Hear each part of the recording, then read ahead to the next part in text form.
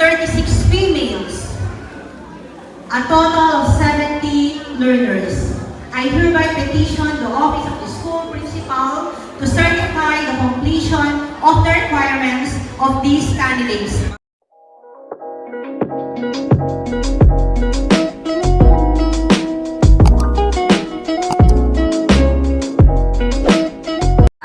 Mary Jane D. Juan, a warm round of applause.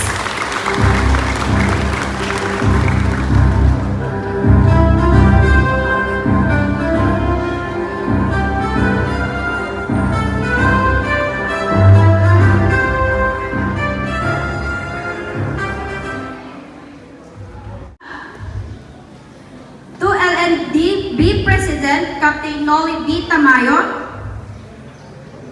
our goal-oriented principal, Madam Felicidad Zacarias, our commencement speaker, teachers and graduation ceremony, good afternoon everyone. I feel so elated and blessed to be given a chance to deliver our remarks on behalf of the graduating class 2023. The most significant event in our lives has become a reality. And since this is the end of our high school life, it gives us mixed emotions, joy and pain. We feel so much joy for reaching our goals, and pain for saying goodbye to the people who became part of our lives. On behalf of my fellow candidates for graduation, I would like to seize this opportunity to extend my salute to all the parents who toiled hard just to provide our needs. Hats off to you, dear parents. You are the real winner in this undertaking. To our teachers who grappled with the hustle and bustle of schoolwork to accomplish, kudos to you, dear teachers. You didn't only share us knowledge in order to live, but you taught us to live and face the real world outside. Our heartfelt gratitude to all of you. To my fellow candidates for graduation, congratulations, for we have gone this far despite the challenges we have to hurdle. Our sacrifices had paid off as we about to receive the token of our sacrifices and dedication. Some of us will receive awards and others may not. But my dear friends, don't feel disheartened. Keep in mind that the real barometer of success lies not in the numbers of medals and certificates we receive, but on the good values instilled in our heart. May the good values sown by our teachers and parents be nurtured and blossom, and bear good fruit in the future. And as we receive our diploma, may this remind us the time, love, and effort we put in our studies, and serve as our inspiration to do more as we take the challenge of another educational quest, our college journey. For this, I wish everyone a great sail ahead, and may God bless each and every one of us. To all the people who are with us today in this celebration, welcome and thank you for your time. Once again, good afternoon. Thank you so much, Mary Jane Juan. Comprehensive High School. This is school year 2022-2023. They are composed of 34 males and 36 females. A total of 70 learners. I hereby petition the office of the school principal to certify the completion of the requirements of these candidates. Ma'am?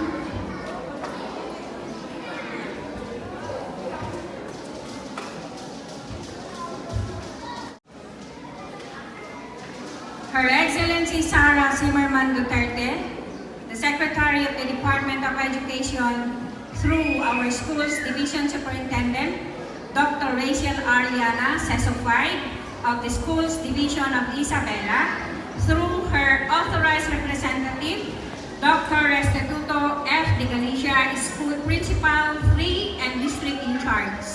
Sir, after careful scrutiny of the requirements submitted to the School Checking Committee and validated by the Division Checking Committee, this division, it is found and hereby attested that these learners have satisfactorily completed the requirements for graduation.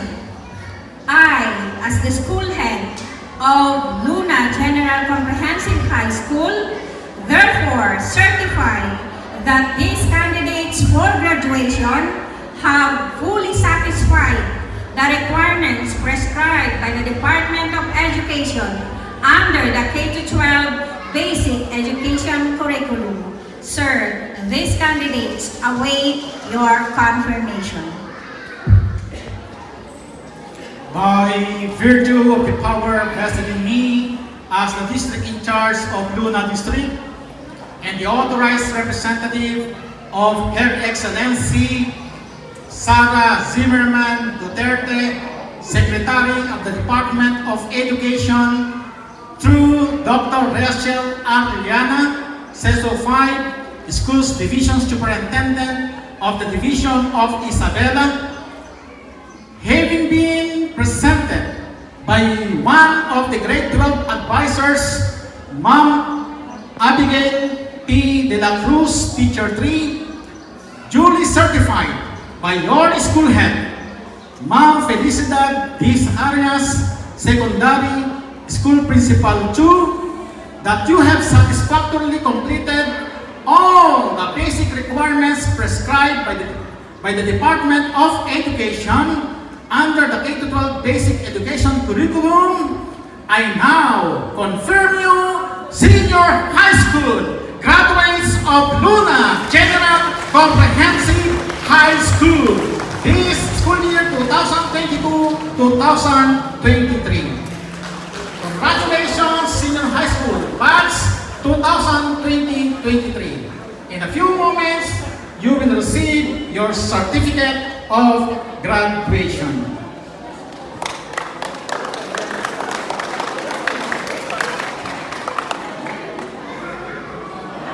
Honor and speaker of this afternoon's momentous occasion, to be introduced to us later on by Dr. Angelica P. Benigno, Master Teacher 1 and Senior High School Focal Person, to the most respected, distinguished Chief Executive with good governance, the MOA of the Municipality of Luna. I'm not talking about The General Comprehensive High School. Talaga namang ito na tayo sa exciting part. Kahit na mainit-init ang panahon, kami po ay humihingi ng paumanhin, lalo na po sa ating mga parents na nandito dahil nasisinagan na tayo ng araw. Okay lang po yan, magaganda at gwapo pa rin naman po kayo. Fresh na fresh pa rin po. Maraming salamat po sa pagtsatsaga. At ngayon, we move on to the most awaited part of this ceremony. The moment we've all been waiting for has arrived. The awarding of the diplomas.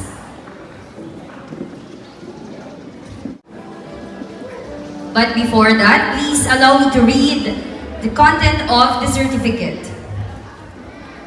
This certifies that has satisfactorily completed the requirements for graduation in senior high school, academic track, general academic strand, prescribed for secondary schools of the Department of Education, and is therefore awarded this, signed in Mambabangan, Luna, Isabela, Philippines, on the 12th day of July 2023. Signed by our Principal 2, Ma'am Felicidad D. Zacarias, and our Schools Division Superintendent, Ma'am Rachel R. Liana.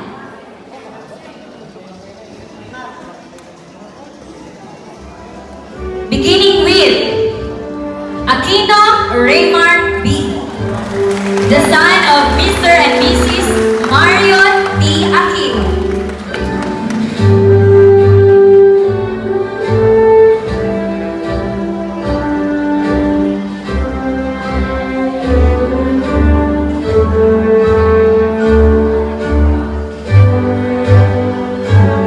Balmes J. Anthony. Balmes Eric John D., the son of Mr. and Mrs. Jerry B.